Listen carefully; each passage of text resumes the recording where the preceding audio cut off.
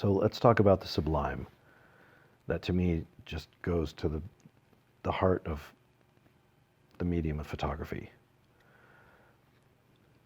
The way I see what the sublime is, like to me, every time I think of the sublime, I always remember standing at the edge of the Grand Canyon.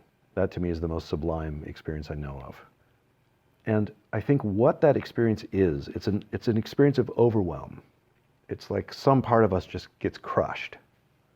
And I think what it is the mind sees something and wants to make a mental impression of it that we can then refer back to.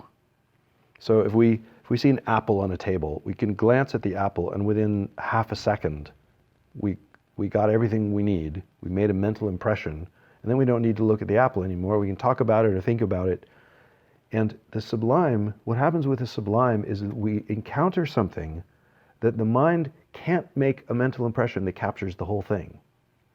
Like what we're looking at is so complex and so amazing that the mind intuitively realizes the only way it can continue to experience that thing is to keep looking at it. You can't make an impression and then say, okay, I got it, and then close your eyes and still experience that thing.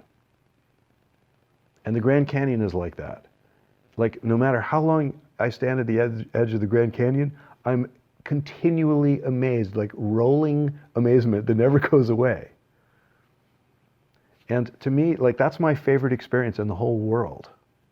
It's just the overwhelm of the part of our mind that thinks it knows something or wants to reduce or encapsulate the world. And that's what I'm most interested in as a photographer. I'm always looking for other photographers' work that captures that sense of the sublime.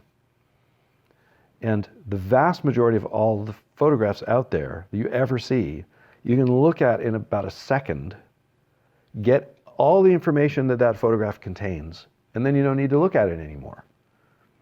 And so I find myself frequently like walking through an art gallery of photographs, and you can walk through at a normal walking pace and be like, got that one, that one, that one, because there's so little actual visual information being contained or transmitted by that photograph. You can see it, you make the mental impression, and then done with that one.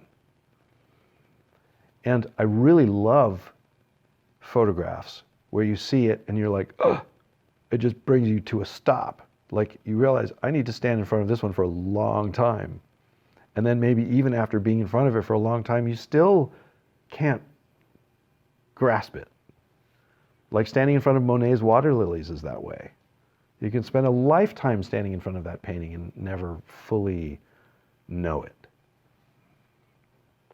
And that's what I look for in the work of other photographers. And to me, it's one of the great powers of photography. It's like what I hope to achieve with my own work is something that just stops you in your tracks and gives you that sense of having the ego or whatever that part of it just has to surrender.